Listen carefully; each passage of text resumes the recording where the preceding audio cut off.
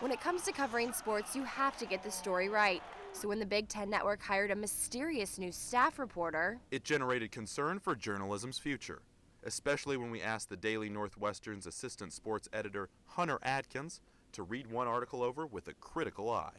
Well, it was clearly a very quickly done beat of the game. Not every post-game recap is going to be a thrilling story. It's simply going to be facts about the game. Now, Hunter, would you be surprised if I told you that this particular article was written by a computer program? Wow. Now that you say it, it makes complete sense. The fact that there is clearly no interviewing. the main advantage of Stats Monkey is that it can cover sports that are being overlooked. But as for men's basketball, you're still going to need to send a reporter to cover the game courtside. We're not interested in replacing journalists.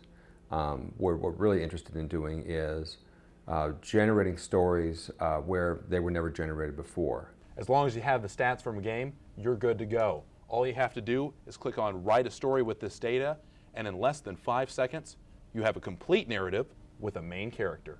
I mean, just to cover like Little League a lot and things like that, things that aren't covered, and so, they could send grandma a story or something like that. We're not, Woodward and Bernstein, but at the same time, grandma wants her story about a kid, and I think we're providing value. These new programs aren't just affecting newspapers. In fact, they could provide a little competition for the traditional anchoring duo. It might cause some people to click off the traditional network news and onto something a little different. Chris Pine stars with Zachary Quinto and Eric Bana in the film Star Trek. It will then take the information it finds and weave it into what it understands to be the narrative arc of a back-and-forth film review show.